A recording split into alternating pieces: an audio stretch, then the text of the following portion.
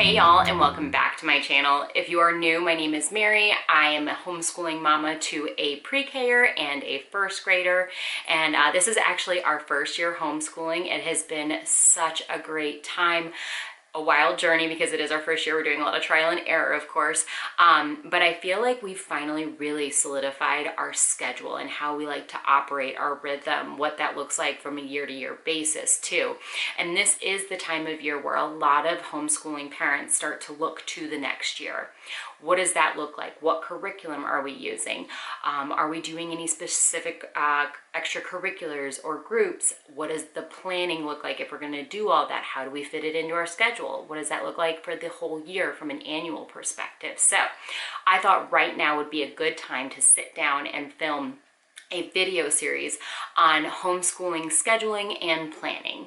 I know for me, when I first started looking into homeschooling, that was my biggest thing. Like, how do I structure all of this logistically? Like, how do I do this? So I definitely did a lot of research. I read a lot of blogs. I watched a few videos that really helped me. And then I kind of created my own way of doing it. So there's a lot that can go into it. So I think the best thing is to make kind of a mini series of videos of 3 of them. So this first video right now that you're watching, it's going to be kind of an overview of what kind of planning and school scheduling is out there, what kind of techniques and types of ways of doing things are there. So I was going to talk about some of those that I know other people and I myself do. And then in the second video, I was going to show you how I plan from an annual high-level bird's eye view and actually do a live planning with you, show you my thought process, how I figure it all out and get it out on paper and figure out the logistics. And then the third and final video, I was going to do how I plan a week in our homeschool and actually run a live planning with you and show you how I do it in Trello, because I gotta tell you, I tell everybody I meet, I love me some Trello. It is the best application out there. And this is coming from somebody who was strictly a paper and pen type person. So when I finally decided to make the switch and try out Trello, I was hook, line, and sinker, and I was never going back. I do still have a paper planner for my life, like my day-to-day life, but everything else is now in Trello. So I'll show you guys how I actually do that in that third video and do a live demonstration of it. Okay, I think the best place to start for this first video is talk about what are the what I consider, there's really 2 types of homeschooling parents from an annual planning perspective. There's those that like to follow a traditional school calendar. Depending on the reasons, right? There could be, maybe you've got a family member, like maybe one of the parents actually works in education, so you want the kiddos, even though they're homeschooling, to be on that same schedule so that when that parent's off, you can be off with them and go travel. I know of a family that has that situation. Some people just really enjoy having that 2.5, almost 3-month break during the summer. So they find just following that is easier. Whatever the reason is, some people really find that very valuable and easy to follow. The second type of homeschooling parent from a planning perspective is those that do a year-round schedule. Our family definitely is leaning towards, we've decided we're going to be year-round homeschoolers. It does make life a lot easier. There's a lot more flexibility in it. Within that category, there is subsets of different types of year-round homeschoolers. So there's those that follow what is called a Sabbath schedule. So that means that you are homeschooling for 6 weeks at a time, and then you take on that 7th week a full break. And then you go back 6 weeks again, homeschooling, and then you take a break for a week. The pros of this is that you're able to get consistent breaks and you don't get burned out, essentially. We, in our homeschool, try to follow this, but we kind of do a variation of the Sabbath schedule. But so far, it's really working for us this year, and I think we'll continue to do that as well. And I'll show you a little bit more in depth and in detail in the next video what I mean by a variation of it. Okay, and the second subset of a year-round homeschooling scheduler, I would call it as a plan around your life type schedule. You sit down with the annual calendar in front of you and you say, okay, here's my planner. I know we have this vacation coming up in August. So-and-so has a conference, so we probably should just take the week off because we know the parent's gone and I'm not going to have any help and it's going to just be wild. You know, whatever it is, you look and you see, okay, we've got this going on and this going on. We want to take off this amount of time for the holidays, right? Maybe you want to take a whole month off for Christmas, right? So you've got to work around that and you've got to plan backwards from there.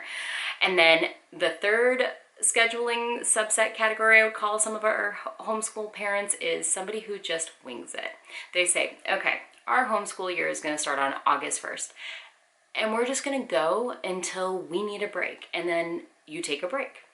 And then once you feel like you're mentally ready to hop back into homeschooling, you start again, whether that's a couple days or a week later or 2 weeks later, right? So those are people that don't necessarily need an exact schedule in place in order to continue and get things done. They are able to be much more flexible. I personally am one of those that needs some kind of scaffolding and schedule and frame in place for my calendar. So I'm okay with being flexible, but I need a little bit something that I can work around and then maneuver, maybe move a break here and there if I need to. Now, when it comes to actual planning your curriculum for the year. Now, okay, you know you're gonna do this schedule for the year, right? You're gonna be a Sabbath schedule, or you're gonna follow traditional school schedule, whatever it may be, right? Okay, you figured that out. Now you have to sit down and go, how much of the curriculum that we've decided we're gonna do am I gonna actually plan out at a time? I know there's some people out there that plan the entire year. They sit down with their entire curriculum, they do it all in one fell swoop at the beginning of the year, and they say, okay, we've got this many lessons or this many weeks of the curriculum, so okay, well, we're gonna do this week, and then this week, etc. The pro of that is that you get it all done up front and you can just set it and forget it. The con is if you get sick for a whole week and the whole household goes down and it pushes you back a week, right? You're then replanning again from that moment. So it can be a little bit inflexible in that respect, but it does save you a lot of time from a planning perspective on the front end. Then there are those that like to plan their curriculum out in chunks, right? It might be they plan out 4 weeks at a time, up to 12 weeks at a time, like they do a full quarter. We tend to fall towards more like the 4-week period. I generally plan 4 weeks at a time. It feels like, okay, I can sit down for 2 hours, I can get that done on a Sunday, and then I don't have to worry about it for 4 weeks. But I haven't planned so far out that I'm sitting there going, oh, if something has to change, I'm now replanning everything I did and feel like I wasted all that time. So for me, I think the sweet spot for our family is planning out 4 weeks at a time of the curriculum.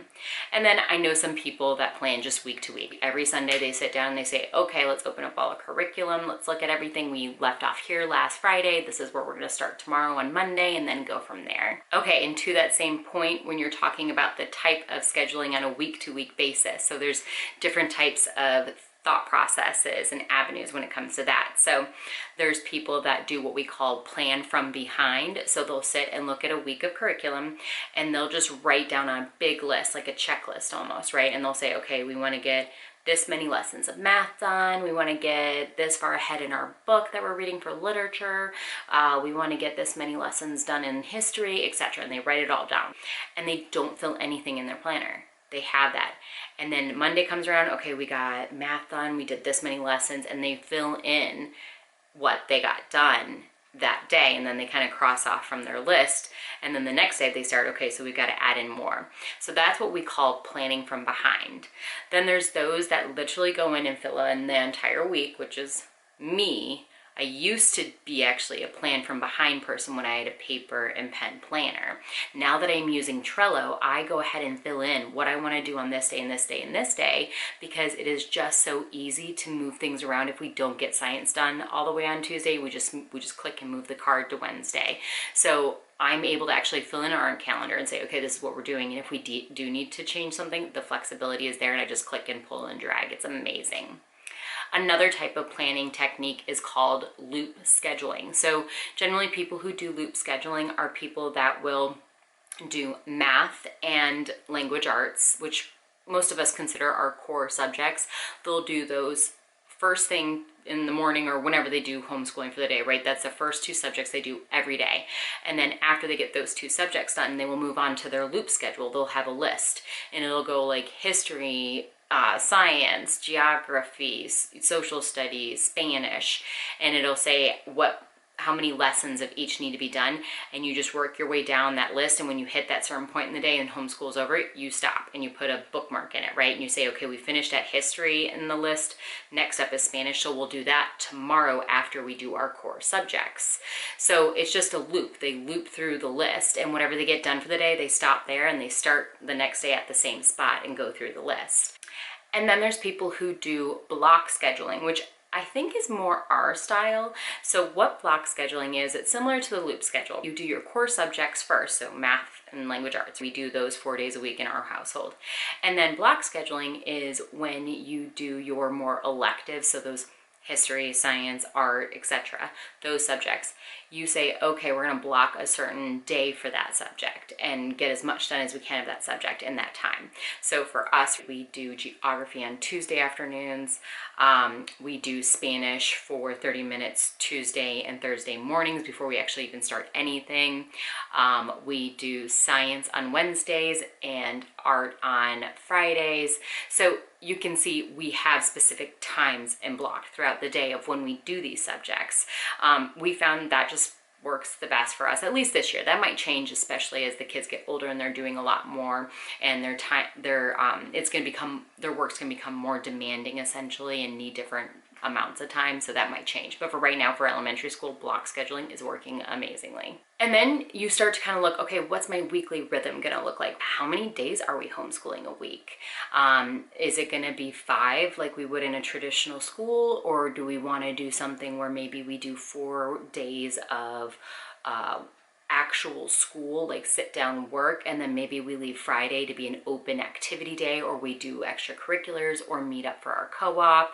I know there's some families that have the opportunity to partner with charter schools and with parent partnerships where maybe they're gone 2 days a week, they're at those places, and then the other 3 days they homeschool at home. So that is the best part about homeschooling. It can be very flexible depending on what your family needs are, what your state's requirements are, of course, and that's something else, right?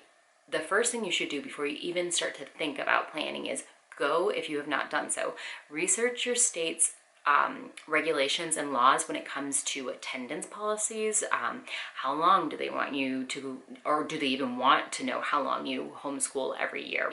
I know some places require 180 days. Other states say, hey, you just need to homeschool 9 months out of the year. They don't really say a specific day. And then I know there's some other states that require you have to homeschool 5 hours a day, 180 days a year. Like, so it just comes in varying degrees. So just know what your state's laws are. And then once you find that out, then you can plan within those parameters. And again, that's the beauty of homeschooling. It is very flexible. You can figure out what drives best for you and your learners and their learning style. And it's one of the #1 reasons I think most people like to homeschool is that you can customize it to you and what you want to get out of it. So I hope that was super helpful, just hitting those things at a high level. What are the different types of ways to do things? And then there's just like eclectic, right? You don't have to fall into a category. Just do what works for you at the end of the day.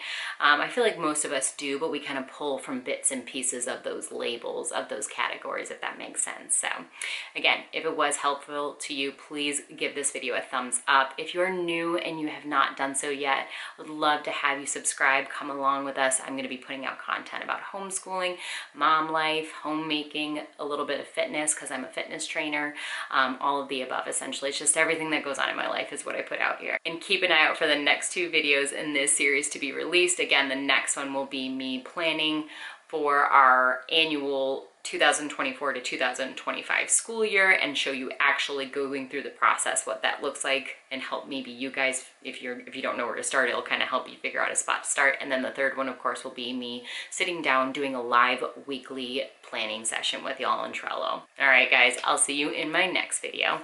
Bye.